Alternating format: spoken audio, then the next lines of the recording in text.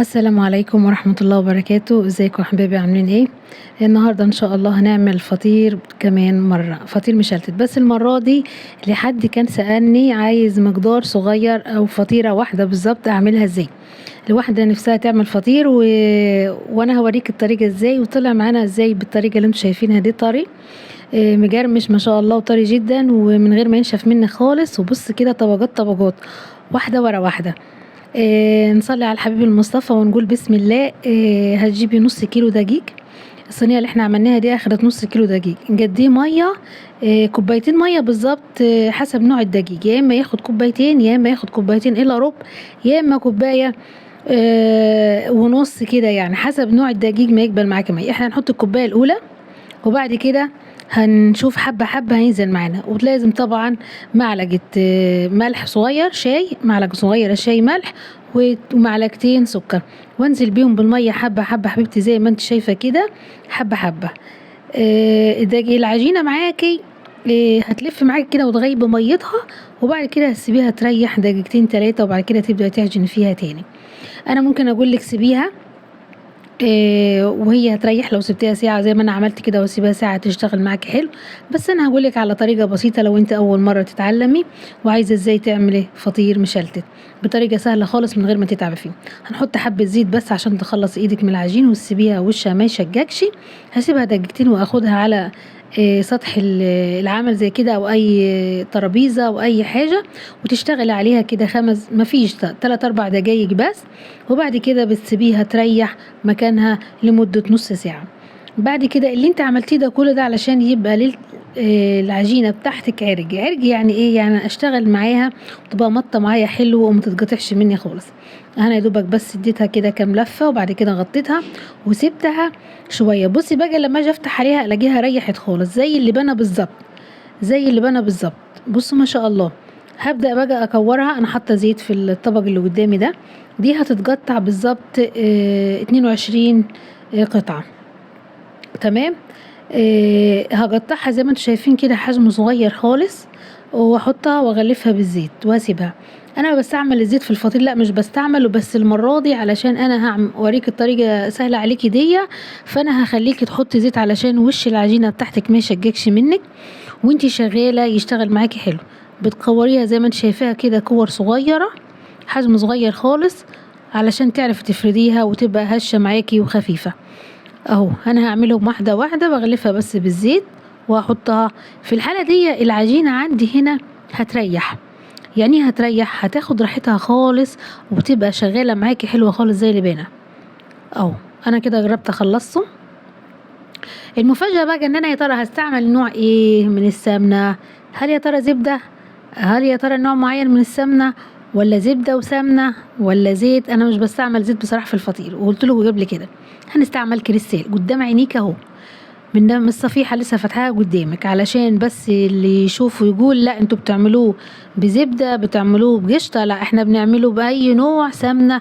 الفطير بيطلع زي الفل زي ما انتوا شايفينه، طري وخفيف خالص، والرجات رجاج زي ما بقول. هو مج زي ما انتوا شايفينه كده، او فنجال. بس هو ده اللي هنعمل بيه الفطيره اللي انت شايفاها، اللي شفتيها في اول الفيديو معايا. مش هستهلك كميه سمن تاني. هو حلاوتها ان انت بتقدر تتحكمي في نوع السمنه، سواء بقى عايزه تكتري او عايزه تقللي زي ما انت عايزه. بس هي الفطيره المقدار اللي احنا حاطينه نص كيلو ده هياخد هغطي العجين عشان ما يشجكش مني. تمام. طبعا انا خدت السمنه من الصفيحه زي ما هي، ما سيحتهاش لان انا في الصيف، طبعا ما ينفعش اعمل الحركه دي وانا في الشتاء. هعملها بس لازم افكها على النار. هبدا ان انا زي ما انتم شايفين كده افردها حبه صغيره واركنهم على بعض. الحركه اللي انا بعملها دي هي نفس الحركه اللي كنت بعملها في الفطير اللي بالنشابه اللي هو بالدقيق. هي نفس الفكره، بس الفرق ان انا بفرد بسمنه كده. تمام. وهريحهم واحده ورا واحده. التريحه دي بتخلي العجينه معاكي تشتغل معاكي حلو خالص وما تقطعش. انا هعملهم واحده واحده كلهم. طب يا ترى في برضو كان بيسألني وجاوبت قبل كده ايه نوع الدقيق. نوع الدقيق لازم يبقى متعدد الاستخدامات، لازم متعدد الاستخدامات، او خاص بالكحك والبسكويت، او ممكن تقولي للعطار اللي انت هجيبي منه او السوبر ماركت ممكن فطير دقيق استعمله ان انا هعمل بيه فطير. هو بيديكي نوع معين او حسب ما انت متعوده. لو انت اول مره انصحك ما تاخديش دقيق سايب ابدا، هاتي دقيق مكيس اضمن ليكي وبمتعدد استخدامات هيشتغل معاكي حلو. انا هبص بفرده الفرده دي تلعبي بصوابعك باطراف صوابعك وبس، ما بتستعمليش اي حاجه اهو ما شاء الله، واحده ورا واحده، وما تقلقيش مش هيلزق على بعضه لان انت حاطه سمنه. في حاله ان انت لاقي العجينه مش شغاله معاكي حلو، خدي حبه زيت بس وحطيهم على الترابيزه زي كده واشتغلي، يعني ما توقفيش نفسك وتقولي لا مش شغال. العجينه مريحه معاكي حلوه خالص اهو، وهتبقى مريحه اكتر لما تيجي تستعمليها في الحركه. انا حطيت ال22 واحده وسبتهم كده. هنقول بسم الله وهنبدا. كده يعتبر اخر واحده تقريبا كانت معايا اهو. صينيه بس تكون واسعه شويه ما تكونش ضيقه عشان انتي اول مره فمش هتعرفي تستعمليها وما تضايقيش نفسك في الشغل. هتمسكي واحده واحده ونقول بسم الله بطراطيف صوابعك اهو. بصي بتتفرد معاكي اهو. لو اتقطعت منك في الاول معناها ان لسه العجينه ما ريحتش، انت سبتيها 5 دقايق، لا سيبيها كمان 3-4 دقايق تاني وهتشتغل معاكي. بصي بتمطيها بصي ازاي، بصي رقيقه ازاي ما شاء الله. علشان كده كانت طالعه معايا الفطيره طريه وفي نفس الوقت كلها رجات وطبقات فوق بعض اهو. تاخديها على طرف ايديكي ما تخافيش مش تتقطع. اهم حاجه بس ما يكونش عندك ضوافر علشان بس ممكن تشدي العجينه معاكي تتقطع. انا اتقطعت مني حته ولا يهمك، هي كده معناها ان العجينه لسه عايزه تريح اكتر. طول ما انت شغاله اخر شويه هتلاقيهم يشتغلوا معاكي حلوه خالص. بصي اهو بكل بساطه وكل سهوله. شايفين الهواء اللي فيها ده؟ هو ده اللي بيخليها ما شاء الله كده ايه فلتة من بعض رجات فوق بعضيها اهو.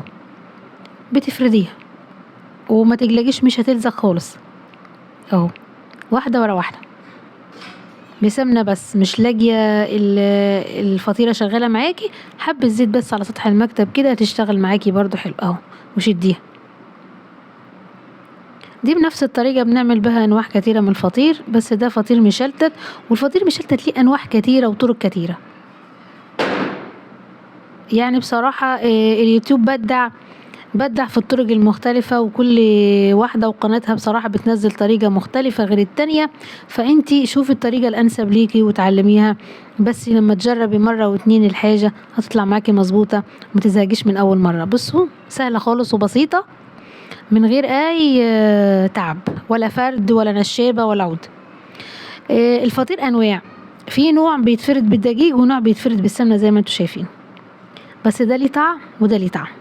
للي عارف وفاهم بجد ده ليه طعم وليه طعم. هتقطعت مني مش مشكله متقلقيش خالص مش هيأثر فيها اهو، وما خدتش وقت خالص بجد. مجرد ما عجنتي وقطعتي وسبتها تريح واشتغلت عليها فرده الاولى والفرده التانية وكده انت خلصتيها. انا واحده واحده بصي ما شاء الله كل ما الفطيره قعدت في الوقت بصوا شغاله ازاي معايا، الله اكبر ما شاء الله. وفي نفس شويه السمنه هم هيكفوا لحد الاخر. انا ما عوزتش تاني وما اخدتش تاني. طبعا عشان تسويها لازم فرنك يبقى سخن، قلت اكتر من مره لازم الفرن بتاعك يبقى سخن. اسخن فرني انا كده جربت اخلص، انا مشغله الفرن علشان هسيبها تريح شويه بعد ما اخلصها زي ما انتم شايفين، وبعد كده في حاله الفرن ما بيسخن هتكون هي ريحت، وبعد كده هفردها. بصوا جمالها بصوا حلاوتها. اتمنى لو الفيديو عجبك يا ريت لايك كده حلو منك يا قمر، واشتراك كمان للقناه. بص يا دوبك بتلمها من تحت بس، بتتنيها من تحت وتسيبها تريح شويه. انا يا ريت نغطيها بكيس افضل علشان ما تشجكش معاكي وتبقى طريه وانت بتفرديها اهو. ريحت الفرن سخن بايديكي بتتفرد بكل سهوله، كانت عامله زي القطن بالظبط. علشان كده لما تخش معاكي الفرن على درجه حراره عاليه بصوا ما شاء الله الله اكبر ما شاء الله. يا ريت تشتركي في القناه وتدعمينا كمان وكمان، وبجد بجد يا ريت تجربيها. كانت احلى فطيره طريه وهشه وفي نفس الوقت بصوا التسويه، الفرن سخن وبعد كده تهدي من الجوانب وتطلع معاكي زي الفل يا ست الكل. وتعلمي وشوفي ما شاء الله بصوا جمالها بعد ما بردت. بجد بجد كانت طريه جدا، دي كانت سخنه انا مش قادره اقفلها من بعض. بصوا الله اكبر حاجه كده ما شاء الله. اتمنى يكون الفيديو عجبك والسلام عليكم ورحمه الله وبركاته.